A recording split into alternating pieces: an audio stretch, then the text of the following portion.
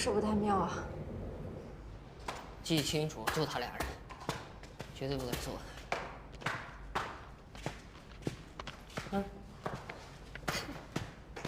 俩律师一个法院的，你们仨不好好打官司，跑这儿来干嘛来了？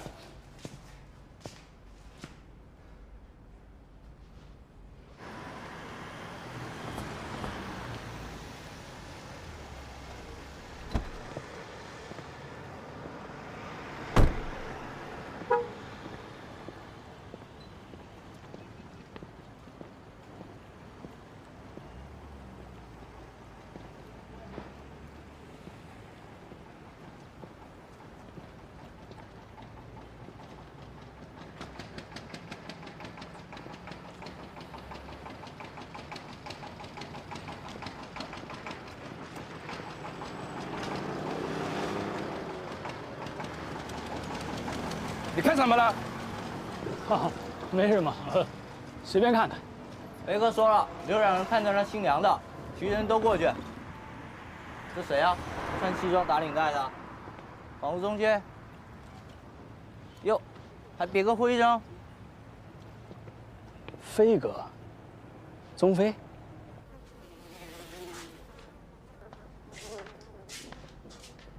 虽然我不认识。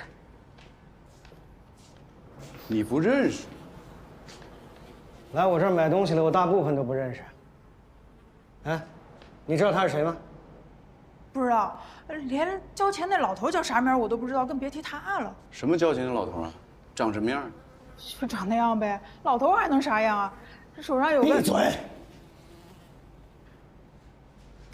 飞哥，不是这仨人怎么办呢？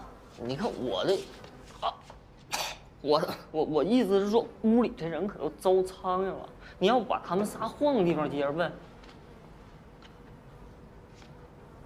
这人也是顾客介绍过来的，房东也是卖我面子，现在翘了，得帮人收拾收拾。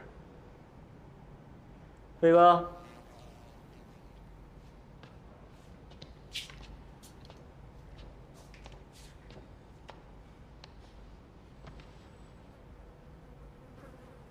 老丫挺，跟他说了这玩意儿不能注射。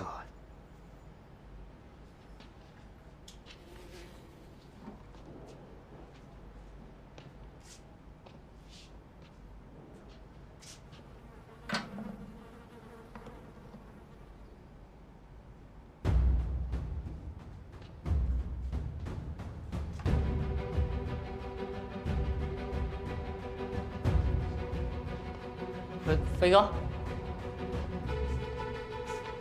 这东西吧，平时卖的不便宜，今儿就请3位免费的爽一把，不是诚心要坑你们，大家互相有个前置，省得你们出去以后乱说。来，你要扎扎我。嘿。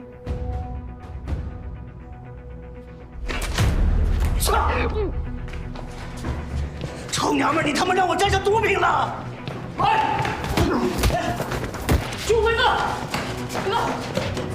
哎呀，老爷们给我崽了，赶紧追！追！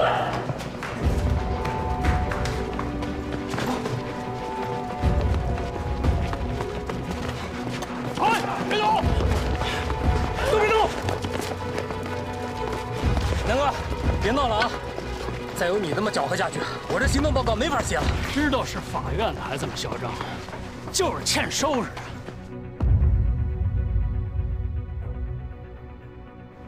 现在这事儿会怎么样还不大好说。总之，和你妹妹以及她事务所其他律师有关的案子，你都先回避一下。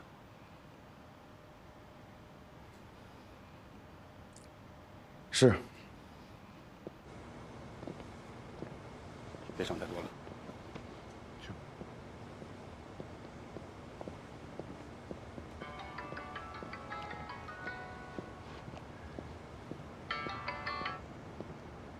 哎，新成，怎么了？啊？肖真怎么了？嘿，我今天算是见着狠人了。 跟你比，谁都算得上狼面。是，我就看着那帮人刚从窝里出来，我刚要给你打电话，就把我给摁那儿了。要不是有法院的同志在场，我就等着宗飞把你剁成了肉酱再说。你敢？哼，不是故意劫你的增援啊，盯了1个多月了，局面都在掌控之中。秦毅这家伙好不容易走上正道，我就怕他这一着急给你帮忙，再干出什么出格的事儿来。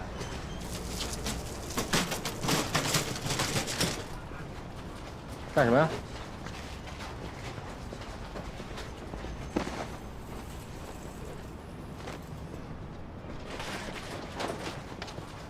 朱红是属于毒品注射过量的。我哪知道？但至少看上去不像是被淹死的，只能等着晚上老何加班赶出验尸报告了。我那同学邹亮啊，据说呢也是死于毒品中毒。我刚刚听他们说，在朱红的尸体旁边有那种白色晶体状的东西，说那个东西只能吸食不能注射。那个东西跟邹亮的那个是同一种。那东西叫灰碱，也叫冰糖，还有很多其他乱七八糟的名字，是冰毒里边的特调，药性极强，只能拿来喝。要是注射的话，正常剂量1半不到就能致死了。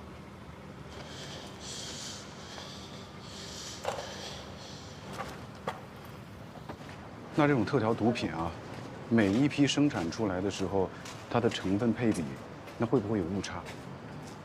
我是说啊，邹亮注射的毒品和朱红注射的毒品，有没有可能通过毒物鉴定，去识别出是不是同一批灰碱？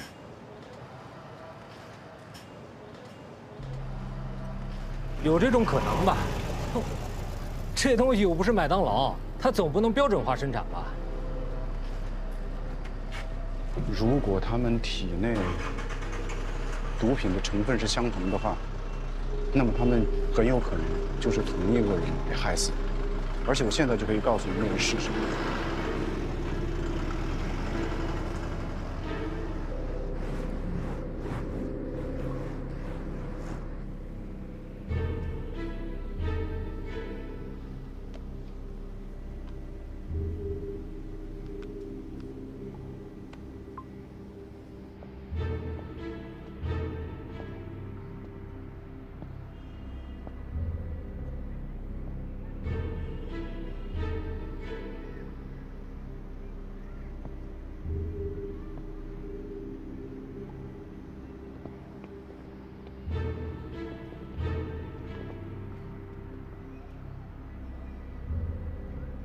你带着佳佳进去。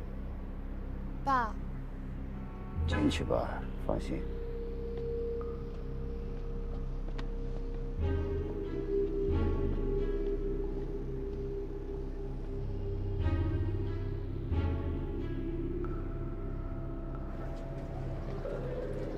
我找到朱红了，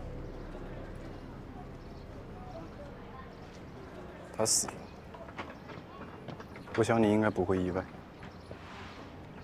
死人不能说话，但是朱红的身边还有很多能说话的活人，就比如他落脚的那地方的那个女房东，还有给他提供毒品的宗飞，他们俩都见过你。为什么？你为什么死咬着不放？那家伙打我的女儿，打孩子，赌博吸毒，这个家被他毁得七零八落。不管有没有人推一把，他迟早都是死。为什么这种人的一条烂命可以让你不惜毁掉我们一家祖孙3代呢？朱红不是我的当事人，他这条命到底什么价值，我不想评判。也许在你看来，他死了，对于你儿还是你的孙子都是最好的结果。但是，如果你真的这么做，就极有可能让2个不该死的人把自己的命给搭进去。你是说那2个讨债的人？来请我喝茶了吧？说起来真是巧啊，昨天我刚放下电话，我那边单子就出状况了，担保公司金港，巧不巧？金港哪家担保公司啊？需要我帮忙吗？不用不用，我那都是小事儿。哎，你那边提讯进行的怎么样？我听说金港出了个大案子，有2个小混混为了讨账，把人给关在笼子里踹水里去了，有这事吗？师傅，你应该知道的。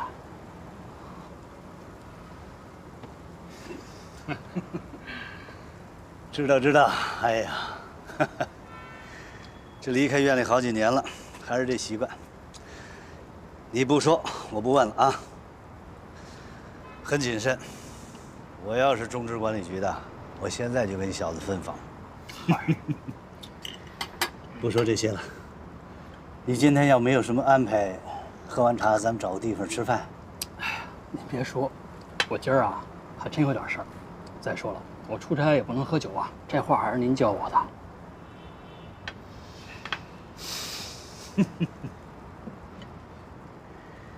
人走茶凉啊，不知道从什么时候开始啊，你小子也学得这么跟我说话了。从我知道金港的担保公司从不接受私企反担保开始。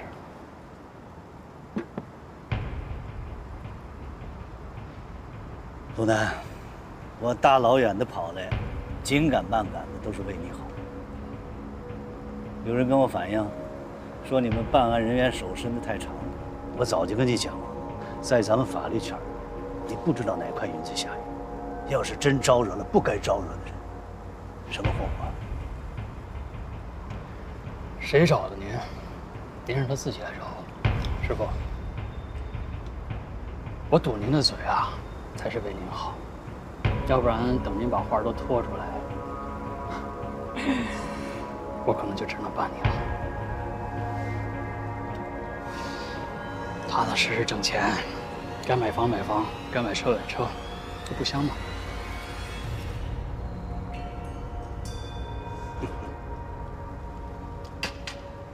哎，时间差不多了，我还有事儿。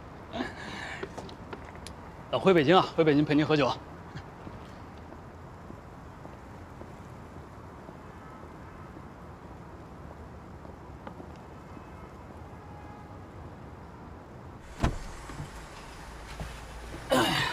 这么快，老马一定很不开心。能全身而退，他就偷着乐吧。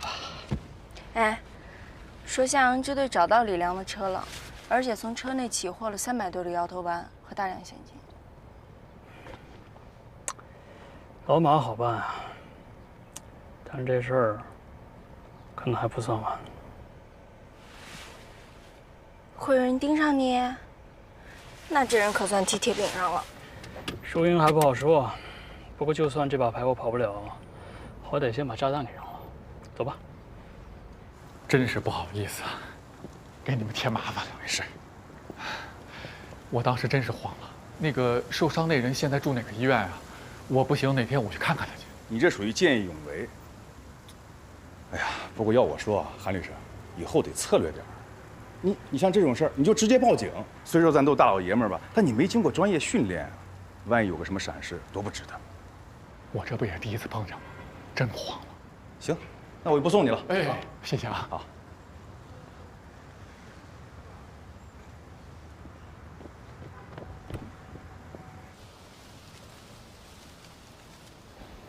这是乔律师被投诉的听证材料，包括我写的一些申辩意见，你看看还有什么需要补充的。如果有可能，作为米耶格的代理律师，你也出一下你的意见，弄完之后送去律协吧。好，知道了。这个里边怎么还有你的监管问题？乔律师当时被拘留调查，案子本来就是我派给你的。要真是他出来之后还私下传送对方代理人，我肯定有监管不力的责任。那我的材料怎么写？就按你正常代理行为做陈述就好。你是无名小卒，怎么写不重要。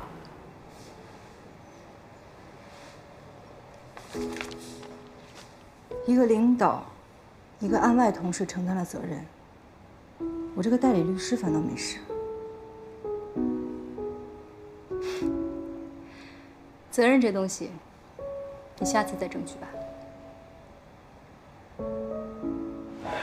可算是出来了，给我担心坏了，受委屈了。韩律师，韩律师回来了。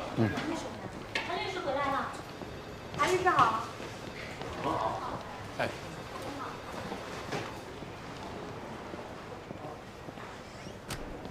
肖律师，等我一会儿啊。好。韩律师，我都听说了，谢谢。哎呦，您别这么说，主要还是乔律师。我知道乔律师也有参与，可他恐怕也是看在你的面子上，人情我领了。肖律师以后再到我店里，不许花钱。公安呢，虽然把事实查清了，网上确实还有很多人在骂，你也别太往心里去。勒庞的书我也看过，少上网就是。忙你的吧。好嘞。宗飞，什么人？是我们海港辖区的吗？那我不清楚，但邹亮的案子总归你们管吧？没错，那案子是归我们队查。哎，你们有认真查吗？公安和法院是一样的，都是在职权和管辖范围内进行。要我们出司法建议书吗？啊？你知道的，在我们审理案件的时候，如果遇到影响案件复核但又不属于我们法院管辖的问题时候，我们可以依据司法建议权向有关机构出具司法建议书。没必要搞那么麻烦吧？宗飞是吧？我去跟领导反映啊，保证啊。哎，小赵，找我是吧？对。这有点太敷衍了吧？他压根没让咱们掌握宗飞什么情况。人家有纪律，就不算是敷衍。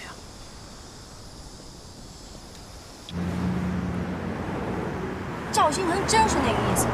万一他就是敷衍咱们呢？你有点边界感好不好啊？尤其是干咱们这行，边界就意味着全责。你先别说教我，要不要咱们赶紧去跟肖闯说一声？这案子的任何人和事儿都不归向阳管啊。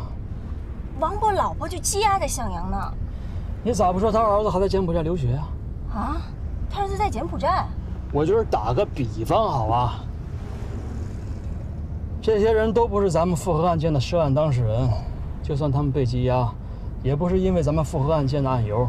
可大家都是刑事司法体系一份子，这时候分这么清楚，这事儿摆明了是有很强关联性的。反正我是干了这么多年，规矩我都懂。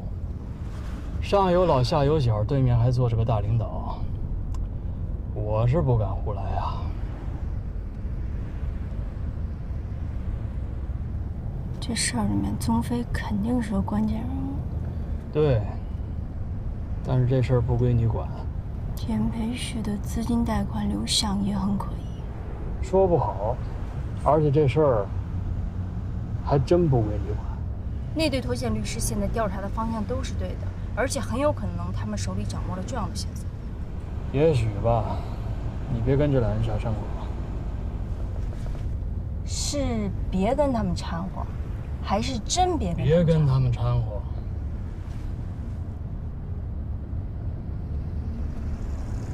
靠边停车。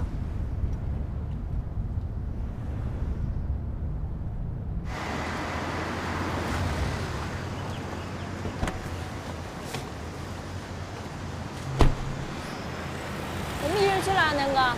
注意安全啊！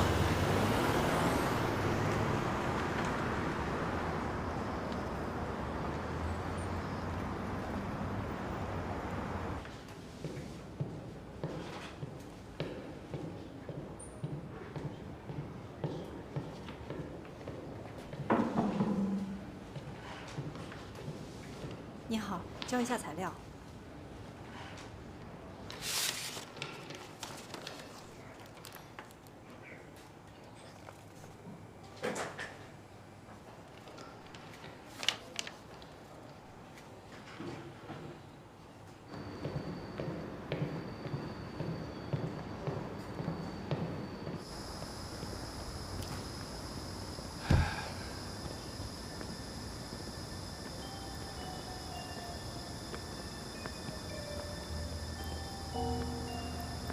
怎么，还在努力？这就是你要成为的人吗？你觉得你能够帮到某个人，救到某个人，能够挽回某件事，探寻到什么真相？为了任何能自洽的正义目标，不惜跨越规则，就为了完成自我感动。要是说践踏规则这事儿，任何人在您老面前那都是班门弄斧。你看错我了，我从来没有践踏过规则，恰恰相反，我在建立秩序。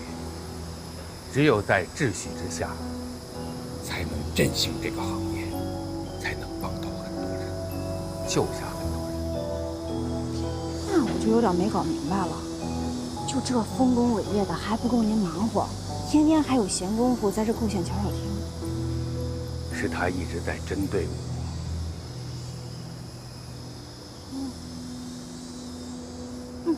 那现在不止他一个了。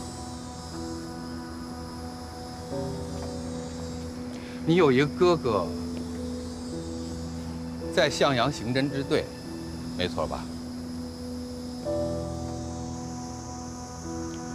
从王博爱人到韩冰那件事儿，里里外外都是他在办。程序法里好像有什么相关规定，我记得不是太清楚。但是他这么粗心大意，就算外面没人说，内部也得有人管吧？你想怎样？你说过的，你还有选择。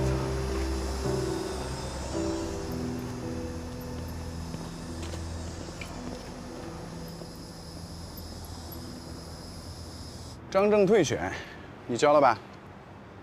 我哪有资格教主任怎么做呀？多事之秋，大概主任有他自己的考量。我不管你们那些破事儿，韩律师，你这次能够平安无事呢，主要是公安机关找到的关键物证。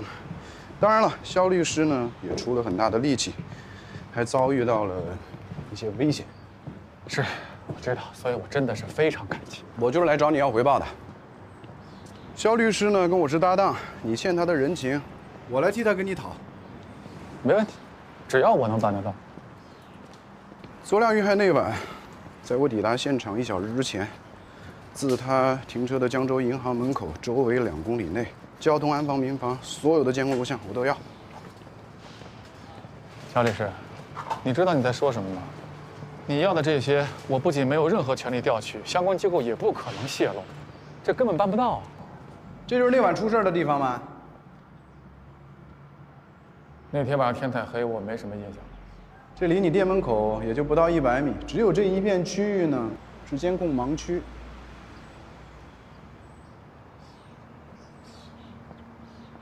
我现在所在的位置就在其中，而你呢，还在监控画面里。乔律师，你这么说什么意思？你那晚保护过毛毛？是。他跟我说那个小伙子有可能要引诱他吸毒，所以我赶紧让他先走了。不是那会儿，是更早的时候。来，准备好了，15、20、20。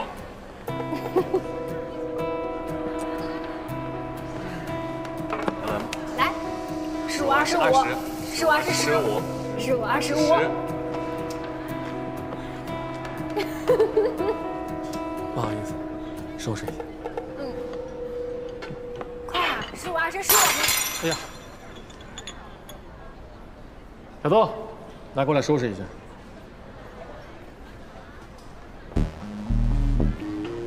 我不知道为什么最终你还是不肯放过李良，可能是因为你真的很讨厌毒品，又或者说你无法容忍有人在你店里搞事情。正当防卫，有可能，反正监控没拍到，没有人知道是不是发生了防卫挑衅。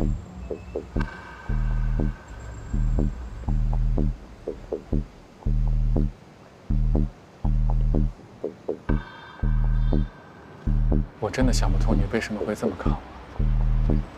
事情不是你想的那样。当然，你和肖律师的人情我肯定会记得，只是你确定要这么做吗？尽快找来。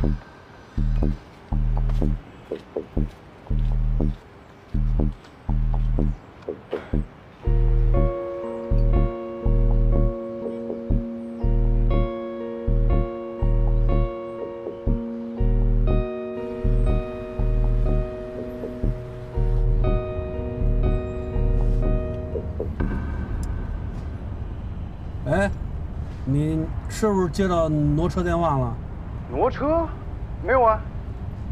也对，我才是车主。没事没事。哎，一会儿你要是接到那挪车电话，你不用管。我的车被套牌了，好像就你开那辆。我非逮着这孙子不可。哎，你别冲动啊！你找着之后打122报警。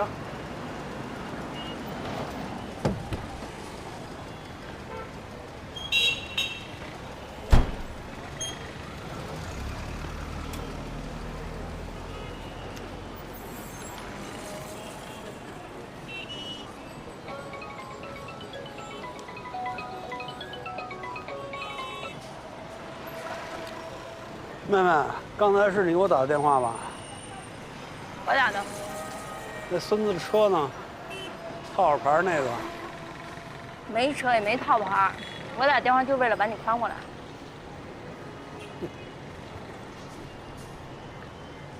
站住！又没人埋伏，你心虚什么呀？哼，你这姑娘真逗，是不是中午吃水果吃多了齁着了？啊？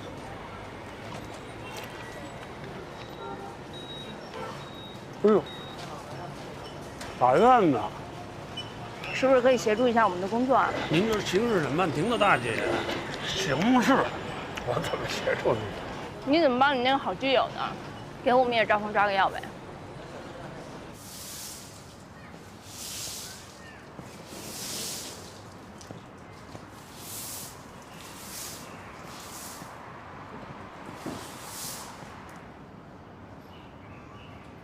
哟，我这儿今天可比所里热闹。不是因为免单，因为我辣酱吃完了。保证供应。我第一次感觉到被人威胁有多么恶心。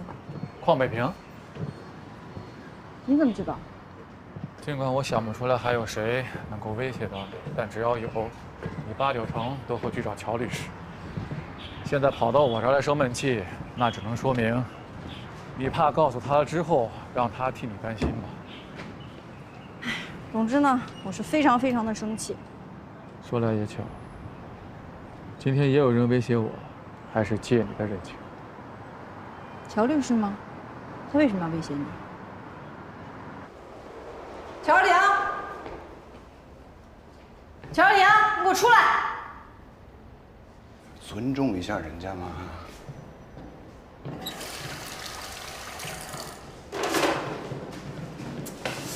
你能不能在乎一下人家窝尿的人的感受啊？你为什么要这么做？那能怎么办呀？去邹亮家里头翻个底儿调，找金条。如果真的是有这段录音的话，那将是扳倒邝北平的决定性证据。你现在要搞清楚，你到底是要扳倒邝北平，还是查清邹亮的死因，还是找出朱红的下落？这俩其实是一件事儿啊。不是朱红的下落首当其冲，这才是我们的工作。如果你说严培旭那笔银行的贷款流向可能和朱红有关，这我认。但是邝北平和邹亮之间到底有什么可能和朱红没有直接关联？如果这个线索查不下去，就别跟进其他线索了，你越界了。照你这么说，我俩都不是第一次越界。是我们都不是第一次越界，但是你之前说过相对公平，我们之前一直在追寻的是这个相对公平，不是像现在这样连底线都放弃。不是肖律师，我是不管你为了什么，如果遇到阻碍就寻求非法手段，那你找韩律师干嘛？找邝美平不是更好吗？要风得风，要雨得雨，你认定的黑脸能洗白，不可能的也能实现。可是你当法律不存在吗？我真的崇拜过你。看来到此为止了。我以为你是不会变的。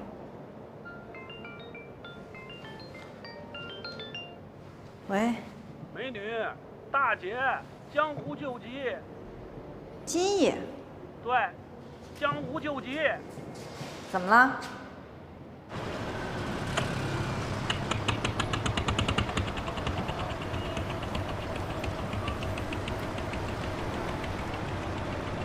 妹妹，你大胆地往前走啊！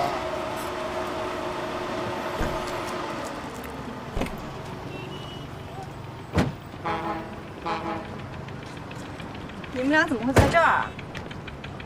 我的备胎。听官方的回答，官方的。我俩偶遇，他非说要请我吃什么海鲜喝气泡水，说这儿的海鲜特新鲜，你们坐啊，一起吃点。这个气泡水海鲜都不长肉。这户外景观大卡座，除了物美价廉，还有什么别的妙处？你们俩上回找完我之后，派几个兄弟在这儿蹲了一段时间，发现这个宗飞的主业就是专门低价收购境外赌博公司的债权。那当然，仅限欠债的在京港之内，把这些债权收回来，大家钱一分，就有点像那个不良资产处置。对，有点那个不良资产处置那意思啊。那你俩在这蹲谁呢？这么回事儿。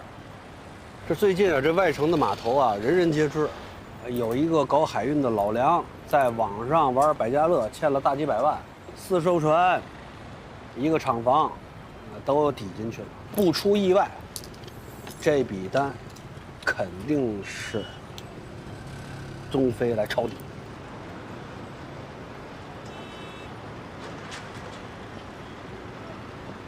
我这么问吧，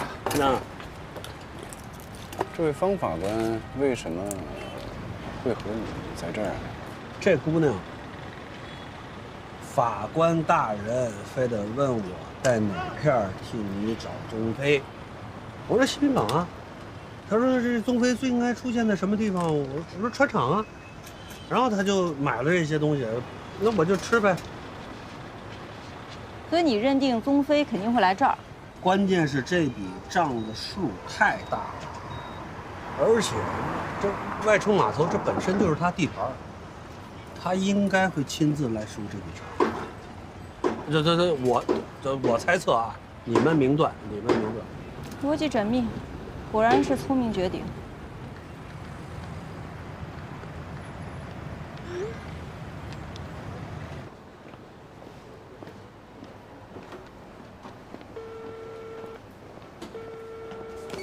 我是赵新成，正在除暴安良，出了副本就回电，不回就是捐躯了。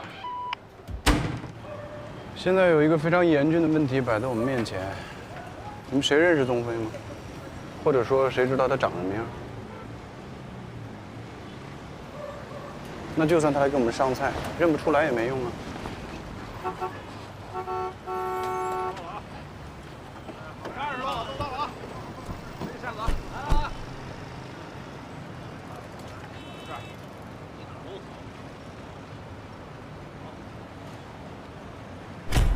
为什么跟着我？你能搞清楚谁在威胁谁？干什么呢？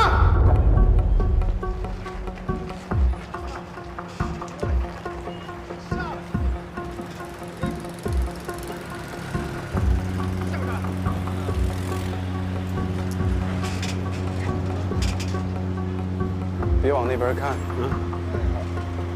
穿花衬衣、小矮个儿领头那个，他跟贩毒的有关联，之前就是他用刀威胁肖律师来的。快点！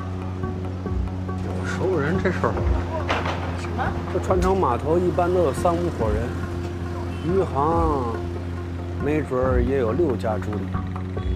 可这摇头丸、托拉斯，这肯定是只有一伙人，要不然非得打出狗头来不可。这家伙要是跟贩毒的有关系，那肯定跟宗飞是一道的。那你自己能搞定吗？拜托，不是所有的光头都是超人好吗？我能对付2个，你们俩怎么样？那还能怎么样啊？报警啊！报警？说什么？人家又没打又没杀他。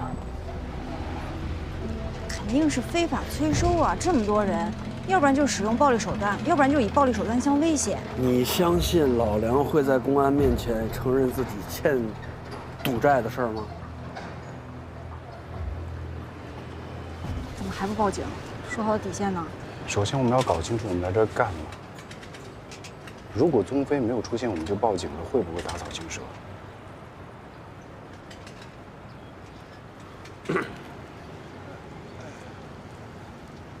别赶了！哎，老板娘，老什么老板娘？别赶！去跟着他们，你们在这盯着那帮马仔，要是什么情况的话，给我打电话，我可不想被全后包夹。我跟你一块儿去。我这就3个人，这一群呢，你好歹假仗一下。这事儿没得商量，我不会让你一个人去的，你走我后面啊。哎，我，哎，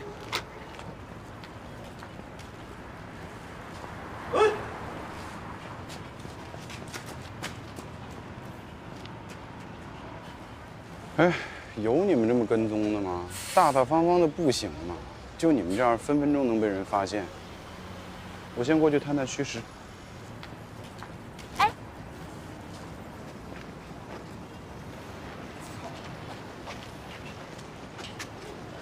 如果情况不妙，立刻报警。阿贝，阿贝。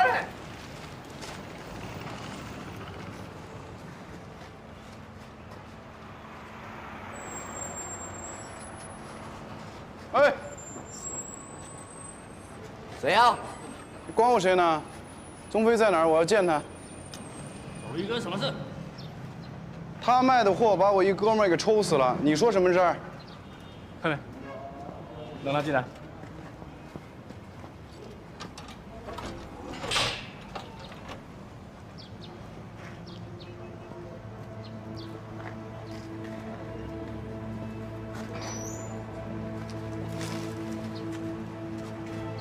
他会不会有什么情况啊？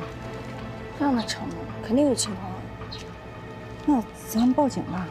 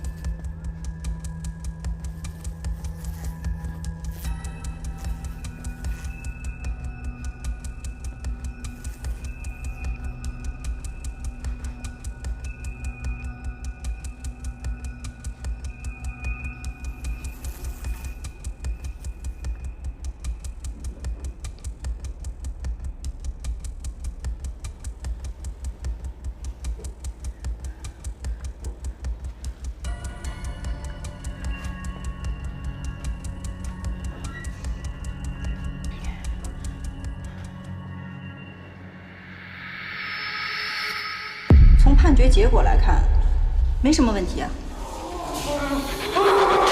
朱红并没有死。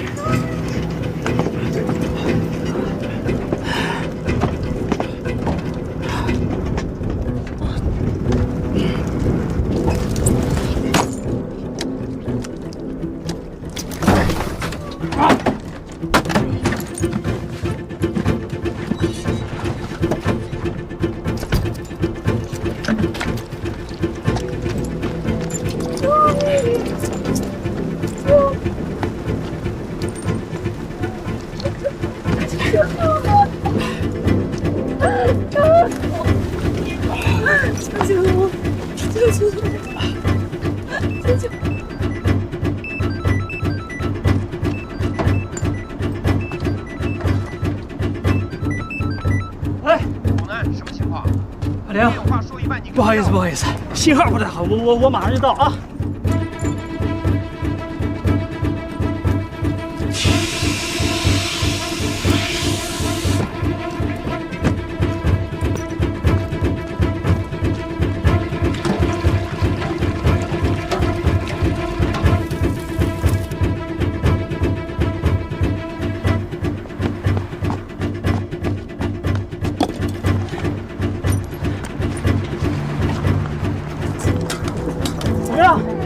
你没事吧？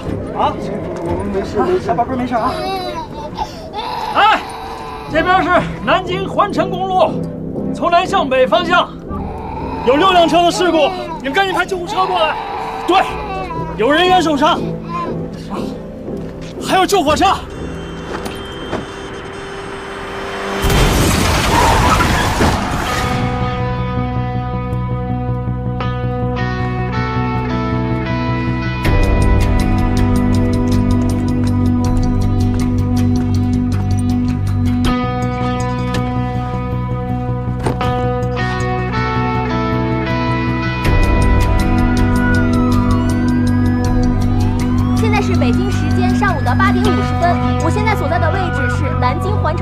由南向北，滨海出口附近，我身后发生了一起多车连环追尾的重大交通事故。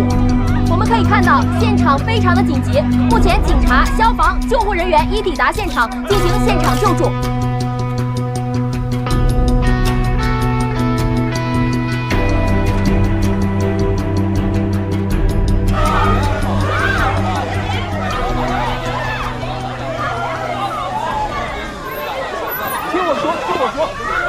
我知道，我理解。你们的情绪我都理解。你们，但你们听我说。好，我知道。您是？你好，最高院刑庭的鲁南，你们吴队叫我过来的。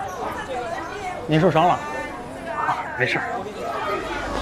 别激动，我累了。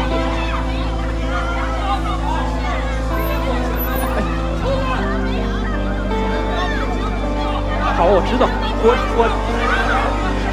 哎，吴队你好，我，抱歉让你久等了。铁路上请讲。好。我是不是在哪见过你？不会吧？我第一次到南京。带卢法官去会议室。行，这边请。哎，卢法官。好。你们不停在会议室啊，我处理一下就来。知道了。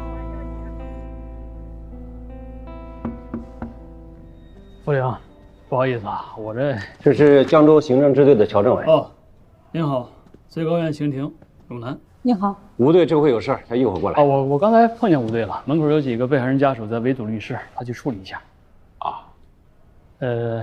您看我是在这儿给您汇报。金港的案子不急，你先看看这案子。这是怎么个意思啊？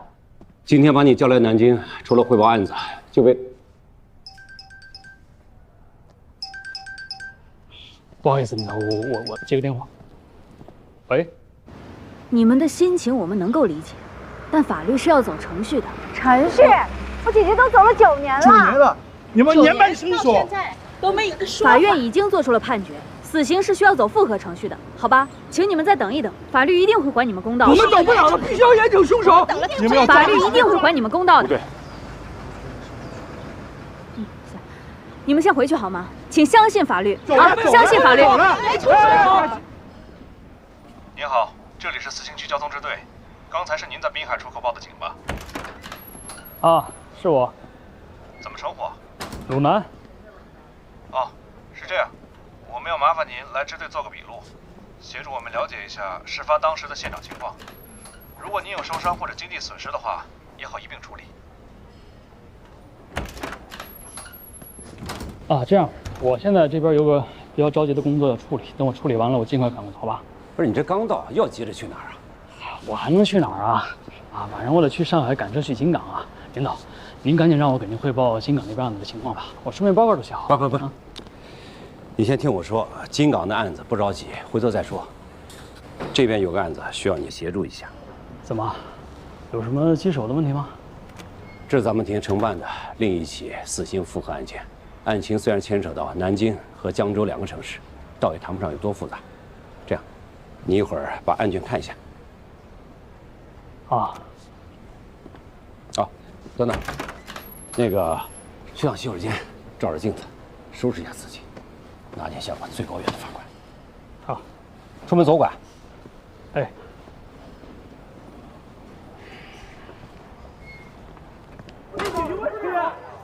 不对，不对，不对！你又来干什么？还嫌不够乱啊？田阳的案子，田阳的案子已经到了死刑复核的阶段，我们的工作已经告一段落。你要是有任何的疑问，走程序上报。哎，久等啊！哦，你先看看案卷。哎，有什么疑问，乔政委也能向你解释。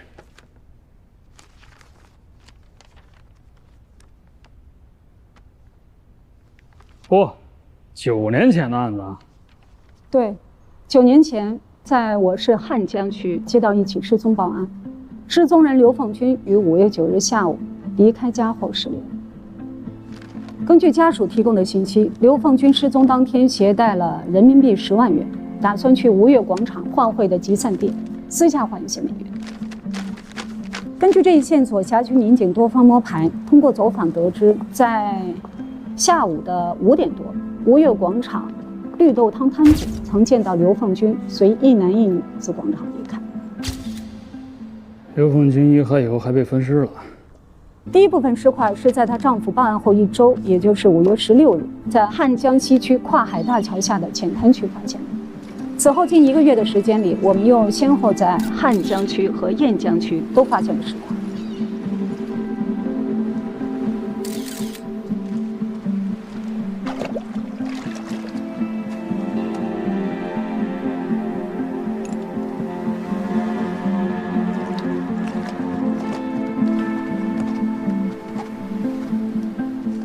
初步推断，应当是一起财产动机的故意杀人案，而嫌疑人很可能是以换汇名义将刘凤军带离吴越广场的一男一女。杀人和分尸用的同一把刀，而且这把刀还出现在另外一起刑事案件。说起来，这把凶器的发现时间甚至要早于确认刘凤军遇害的时间。5月11日。在汉江金汇夜总会附近，有2伙年轻人因为在夜总会发生摩擦，爆发了冲突，双方一路追打。其中一名男青年在路边的垃圾桶里捡到了这把猎刀，并用这把猎刀捅伤了对方一人。走了，走了，杀人了！警察及时赶到，把两边的人都抓了。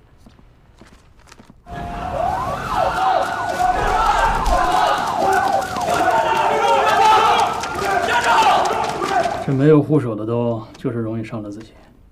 这刀上一共提取了5个人的 DNA。当我们把被害人刘凤军的 DNA 信息录入到信息库后，立刻就跳出了这个比对结果。我们才知道，原来凶器早就被起获了。伤人者的血留在了刀上被害人的血。刘凤军的 DNA， 田阳的 DNA， 还有一个不明身份者的 DNA。很幸运，在这把凶器残留的白细胞中，我们都提取到了 DNA， 其中有2组是与被害人刘凤军以及被告人田阳相吻合的。看来你对这案子挺了解啊，我也甭翻了，干脆你给我讲讲算了。之后的情况我更了解。还是我来说吧。当时虽然从凶器上提取到了 DNA， 但是被告人田阳还有李梦琪并没有犯罪前科，也没有 DNA 存档，再加上吴越广场人员构成复杂、流动性大，排查起来十分困难。江州警方始终没有能够确定凶手的身份，导致这个案件一拖就是9年。直到今年年初，我市经侦人员对于本市的斯塔瑞进出口贸易公司涉嫌贿赂海关人员，对董事长田阳采取了强制性措施。田阳被羁押之后，他的指纹、脚印还有 DNA 信息，我们都按照流程采样，并且录入了公安部的信息库。这不到1个小时，对比结果就出来了。主办室电脑警报响得满楼道都听得见。命案优先，这个案子当天就交到了我的手上。田阳就是9年以前在江州杀害刘凤军，并且将其肢解抛尸的人。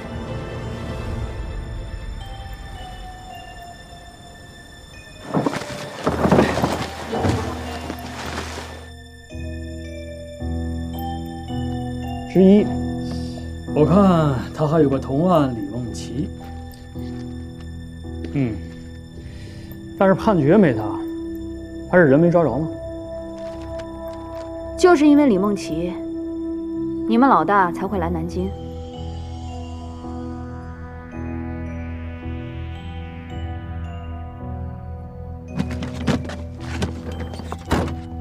哟，杨哥，这晚还忙着呢。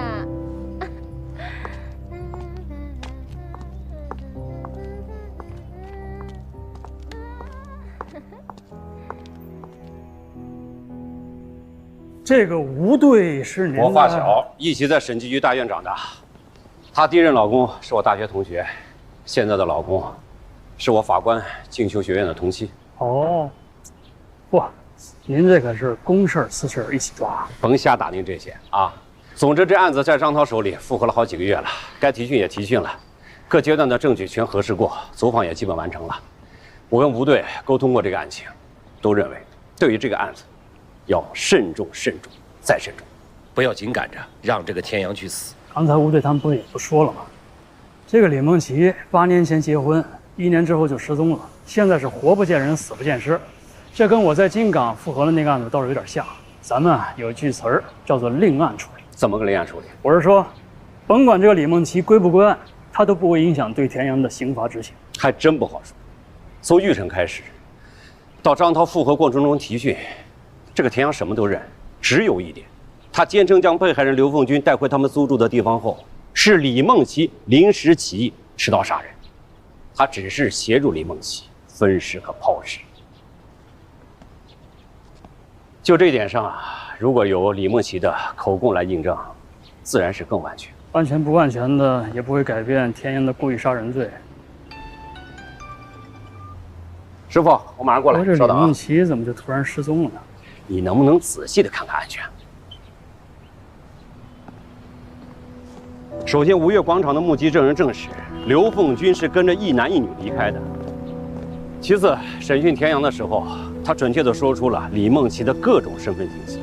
江州刑侦支队先后进行过3次照片指认，每次他都能够准确无误地从几十张照片中指认出李梦琪。第三，李梦琪结婚前曾混迹多处娱乐场所。江州警方找到了2名那一时期跟他相识的歌厅小姐，虽然时隔太久，他们无法明确地指认田阳，但却透露出李梦琪当时租住的地方，恰好就是田阳杀人分尸的那个筒子楼。那筒子楼现在还在吗？你说呢？9年了，对，早就推平盖写字楼了。都9年了，您觉得我现在还能做点什么？这案子不是张涛负责吗？哎，他人呢？哦，他跟乔治啊，领导，您在他跟乔治现在也在江州，也在调查核实李梦琪的相关情况。哎，领导，您先别着急走，您得给我指条道啊！我就这几个小时，您让我到哪儿去给您找李梦琪去？鼻子底下是什么？吴队和乔正都在，自己去问去。那2位你也看到了，他明显就不对付呀，这说话都夹枪带棒的。你尽量配合就好，这是他们公安主导的案件调查，人家内部有什么分歧，不关你事，你别在这推三阻四的。你别忘了，你金港的案子要组合议庭吧？你算上方院，你还差一个，到时候你可别来求我。啊，领导，咱一码归一码啊，您可不能拿金港的案子来要挟我。你说什么呢？什么叫要挟？我还不能给你布置任务了。这2边都是咱们的案子，需要分那么清吗？不是，领导。行了，抓紧时间啊，别耽误事儿了。去核实一下李梦琪的情况。别啰嗦了，赶紧去干活去。哦，对了，别以为我没问你就不知道了。你是遇上车祸了吗？受伤了没有？我是说除了脸上。我没事儿。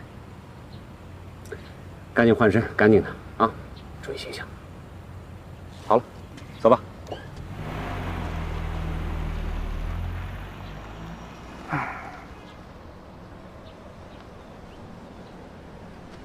法官，法官您好。啊，你是刚才那个？是的，是的。我是田阳的律师，我姓冉，叫冉森。哦，你好，你有什么事吗？我知道您是最高院的，是不是跟我当事人的死刑复核有关？我不是想替田阳喊冤啊，但刘凤军真的不是他亲手杀的。对不起，这个案子不归我负责。那个，你是律师，你应该懂规矩。这案件是张法官承办的没错，但我向您反映情况也不违反规定啊。而且我认为，在这起案件的调查上，本市公安人为架设了很多障碍。那你应该去找督察或者纪委，懂吗？李梦琪只要一天没有归案，就不能确认是田阳实施的谋杀。如果是执行死刑之后才将李梦琪抓到，就只能听他的一面之词了，这样对田阳很不公平。这话你刚才怎么不跟死者家属说去啊？武汉副队长知道李梦琪的下落。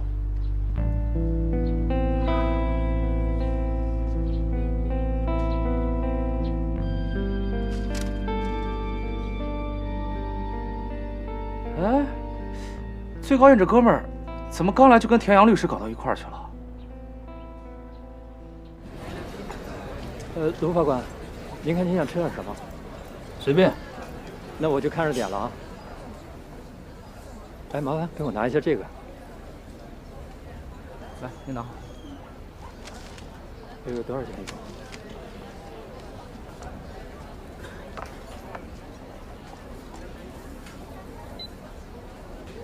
好了，给你了啊。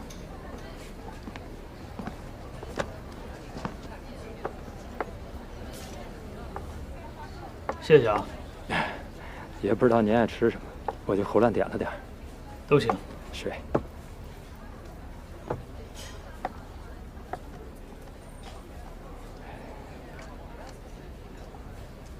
嗯。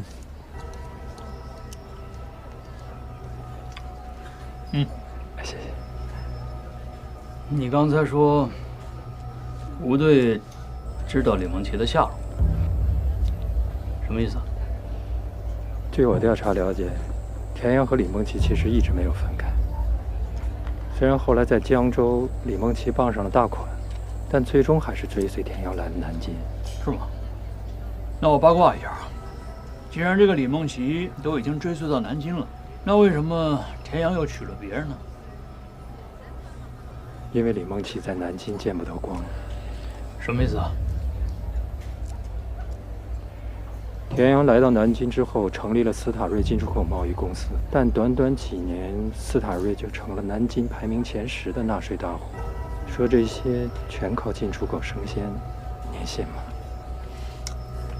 你把话别说一半啊！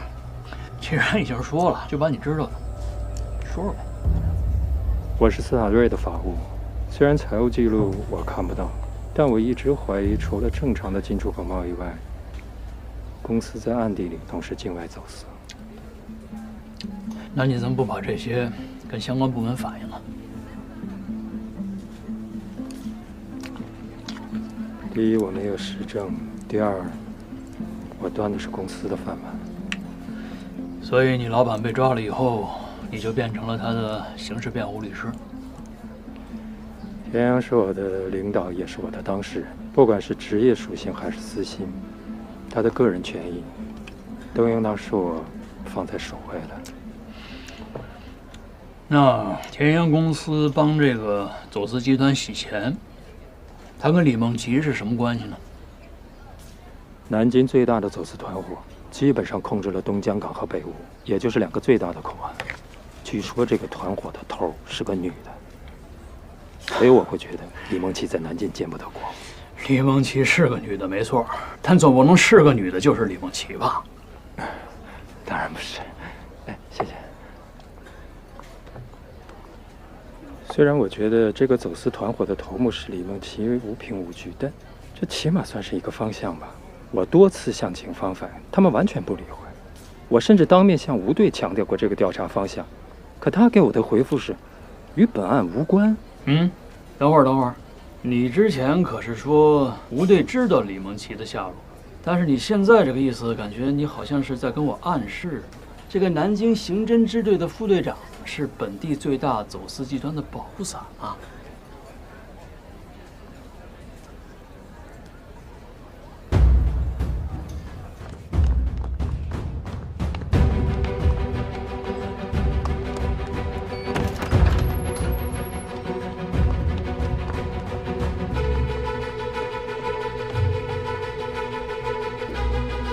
咱们的人正在赶往医院确认身份。放大，再放大。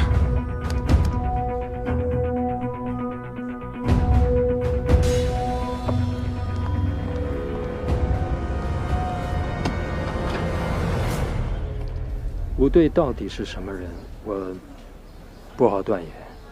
但田阳宁可接受死刑的判决结果，也从未提起这个走私团伙一个字儿。走私也好，洗钱也罢，总不可能比故意杀人更严重吧？田阳宁死也要保护的女人，您觉得最有可能是谁？所以你认为吴队对这件事情选择性失明，是担心？假设，我是说假设啊。这个走私团伙的头就是李梦琪，只是走私的话，不涉枪涉毒总不会是死罪吧？可如果有别的死刑罪名缠身，那我想他不会顾及再把谁供出来。田阳的案子已经到了死刑复核的阶段，我们的工作已经告一段落。你要是有任何的疑问，走程序上报。你的这套逻辑啊。不能说是口语不通，不好意思啊，我话说的有点过，但确实是有点牵强。而且我刚跟你说了，我不是这个案子的承办人。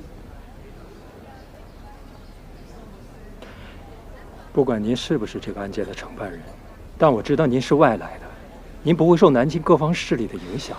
不管这个田阳他该不该死，但是我觉得啊，由你给他做律师，这都是他的幸运。